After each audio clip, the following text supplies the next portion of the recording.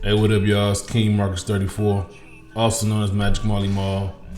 Man, it's been a while with the news. Let's go ahead and hop into it. So, if you haven't heard by now, Lizzo is being sued by 3 of her former background dancers for sexual harassment and for creating a hostile working environment. And I can't even lie. When I first heard this shit, I was in shock. You know, Lizzo being someone in the industry that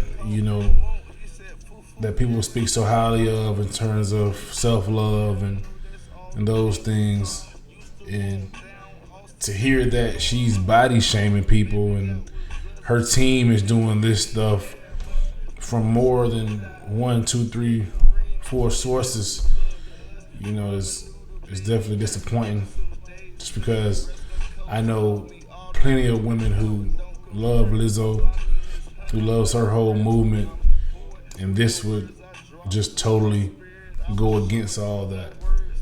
So I'm gonna wait till more of the facts come out. I'm not gonna, criticize or, bury her and all that right now.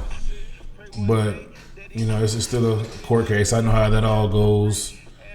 Sometimes it's just people, disgruntled people that just looking for a check. But yeah, that's definitely an alarming situation, and let's hope that there's no truth to it, because there's so many women that look up to Lizzo, and for this to be news, it's crazy. It's crazy. I know her team is about to lawyer up, get a dream team around her, because if you ask me, this is career suicide for someone in her position, just for her being such a unique artist. You don't really see many artists like her come about, and this would totally go against, what she stands for. So that's why I believe it's making so much of the headlines now. But I'm not gonna put anything out there, because all the facts aren't on the table yet. So we'll definitely be watching this one closely and keeping y'all updated, because don't want to see her go out like that. She got an amazing fan base. She's a mogul, Grammy Award winning. She should definitely learn from this and watch her steps going in the future. But also, crazy story involving Thug and YSL. So apparently, the DA working their case wants to introduce new evidence, which is footage of YSL and Young Thug sacrificing a goat. If you ask me, I think it's crazy. We all know people that practice different religions. I have friends that practice voodoo, practice Islam, Buddhism, and a host of other religions, and I truly believe that the First Amendment should be protected. Life for everyone looks a little different, and it's seeming like most of the evidence that they're introducing is of their art, whether it be their music, Instagram posts or whatever, and you just don't see these type of things being brought up and used against people of other demographics. And like I said, we'll definitely be watching that one closely. Thug, for the last about 8 to 10 years, has been holding it down, for the hip hop.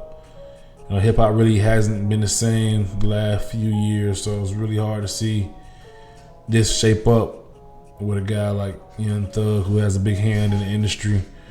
But he has a dream team of lawyers around him, so this should be an interesting case. We all seen Gunna take a plea deal. That should kind of show you the severity of the case. So I'm thinking he may walk away. Hopefully not with life or anything crazy, but possibly with a few years. Just because you got the whole, Fulton County out there on them boys, and it's gonna be tough for them to escape that, for sure. So, also we have Bud Crawford and Errol Spence finally threw down. Got a chance to see one of the fights of the decade, which came out to be an absolute banger. Bud Crawford ended up on top. It's hard to see Errol Spence in that condition, but yeah, this fight needed to happen. These two guys have been on a crash course to each other for a while now, and this fight is definitely overdue. So yeah, that was a huge one. There's still a lot of great fights on the horizon for Bud. Jerome Boots Ennis, 31-0, 28 KOs. The kid is a menace, and it's only a matter of time before him and Terrence meet in that ring. And the welterweight division is heating up as well. But as of right now, Bud Crawford is on the top of that thing. He is a monster. And looking at how he did Errol Spence, it just looks levels above everybody else. So we're gonna keep an eye on that as well. Seen a crazy statement made by Gervonta Davis.